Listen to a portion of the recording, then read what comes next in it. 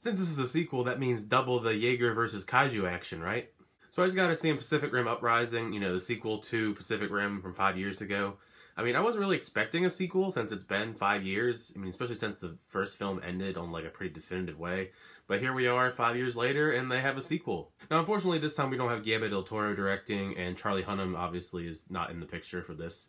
So it's kind of like starting over in a way. But based on what I had seen already, I mean, I was at least interested in the film, so I figured, you know, might as well go see it, right? But yeah, guys, I actually had a really fun time watching this film. It probably has just as much action, or maybe even more, than the original.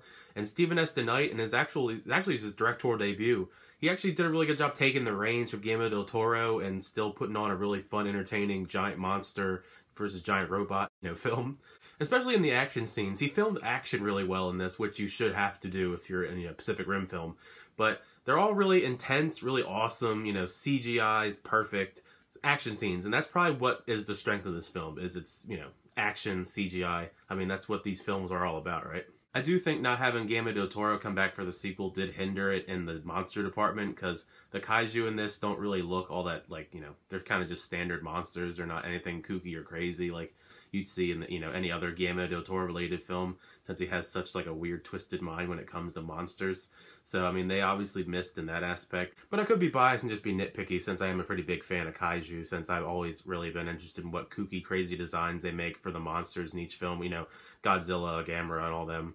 And this one, that's kind of just like formulaic, like nothing too special. I do definitely think if you're a fan of kaiju films in general, you're going to like this film, just because it is that same formula you're used to. Because I had a lot of fun with it. I actually expected this going in, but I actually really like John Boyega's character a lot more than Charlie Hunnam's character in the original. Hunnam wasn't really that bad though, it's just John Boyega's performance was just that much better. John Boyega just brought so much to his performance, because he's not a hero, he's a really flawed character, and he actually goes through a lot of character development, character growth throughout this film, because he's constantly living in his father, you know, who's Idris Elba from the original's shadow. And he's, you know, he doesn't want to be in the system that, you know, he doesn't want to be a Jaeger pilot, but, you know, he's kind of forced into doing it, and he doesn't want to be the hero, and he doesn't want to do any of this, but he's forced into it and learns, you know, develop into that role. And he's also kind of like a mentor to other people in this movie, which is also, you know, another thing he wasn't planning on doing. And John Boyega just really played the role well, and I really enjoyed his performance in this. I mean, I always enjoy John Boyega's performances, but this is definitely one of the better ones I've seen him in. Now, a lot of the other characters in this film were either just decent or really weren't given enough to really develop at all, which is kind of unfortunate, because a lot of the, like, recruit characters, you see, like, one or two scenes, and they kind of get, like, their development, and then you don't really feel anything towards them at all, because they're not really even in the movie too much. Like, I guess you're supposed to feel for them because they keep popping up. The only one that gets any proper development is the one, Amara. I forget the actress's name. But she's actually pretty good in this film. She has really good chemistry with John Boyega, and her character is actually pretty cool. And I'm not going to go into more details because it might be spoilery, but yeah, she was probably my favorite other than John Boyega. Other than the whole character development aspect, the only negative I can really think of is the pacing is kind of all over the place, which also doesn't help with the whole plot in general. Because they really just move all over the place in this film, which makes sense because they are going from place to place, like countries to countries. And like they do it really fast paced. Like they give you all this like exposition, like you find out like what the names of all these different the Jaegers are, and then you know, introduce all your characters, and then you're here, then here, then here, then here.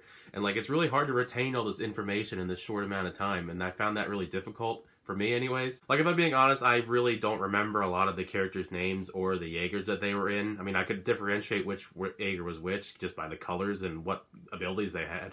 But I really don't remember a lot of the whole, like, which Jaeger is which as far as, like, if names-wise. But, I mean, that's not really, like, a huge deal in these kind of movies. I mean, they're just giant robots fighting giant monsters. But yeah, overall, I'd say this is a really fun action film. I mean, I don't know if it's better than the original. I'd have to go back and rewatch that so I can compare the two, you know, more closely. But, I mean, it's a pretty fun action film. And I actually do hope they make another one of these because they set up, you know, another feature installment later, you know, with a really cool storyline that I hope they actually go through with and don't just throw away.